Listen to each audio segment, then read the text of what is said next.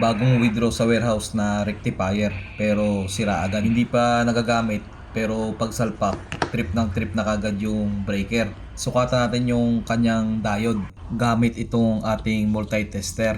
Ayan yung sign na diode. I-select natin yan. Ayan, naka-diode na siya. Sukatan natin yung kanyang input. Itong line 1 at saka line 2. 0 mga idol. Testingin naman natin, balik rin yung ating probe. Ayan, at 0 pa rin siya. I-check na rin natin yung kanyang line 1 at saka yung positive na output. Ayan, at wala tayong re-reading. Ala, sira na talaga tong ating rectifier. Ang mga indication na sira na ang ating rectifier ay walang reading OL sa forward bias. Ibig sabihin ang diode ay open circuit, sira na. Tapos mababang resistance o continuity sa reverse bias.